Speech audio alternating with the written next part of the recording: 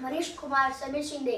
माझे शाळेचे नाव क्रांतिकारी खालेज नाईक मूर्ती संस्था संचलित औंधारी प्राथमिक आश्रमशाळा डॉक्टर एडगार नगर तालुका धर्मगाव जिल्हा जळगाव।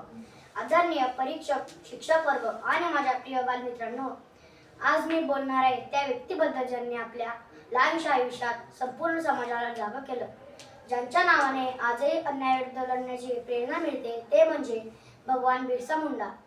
मित्रांनो, 15 नोव्हेंबर 1875 हा दिवस भारतीय इतिहासातील एक तेजस्वी दिवस।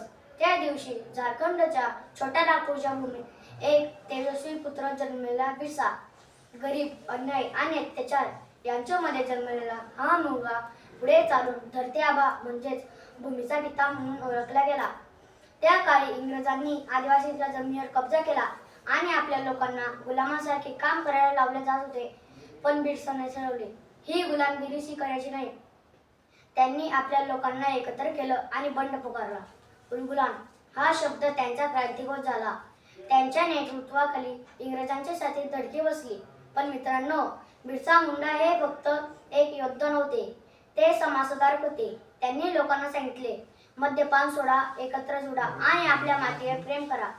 केवळ 25 वर्षाचं वय आणि एवढ्या कमी वयात त्यांनी आपल्या लोकांसाठी प्राण दिले। 9 जून 1900 रोजी बिरसा मुंडा हुतात्मे पत्करले, पण त्यांचा विचारांचा प्रकाश आजही अंधार दूर करतो। आपण त्यांच्या 150व्या जयंतीचा उत्सव साजरी करत आहोत। ही फक्त एक जयंती नाही, तर आपल्या आत्मभानाचा उत्सव आहे। आजच्या तरुण पिढीने बिरसांकडून शिकावं, देशासाठी, समाजासाठी आणि न्यायासाठी लढण्याचं धैर्य।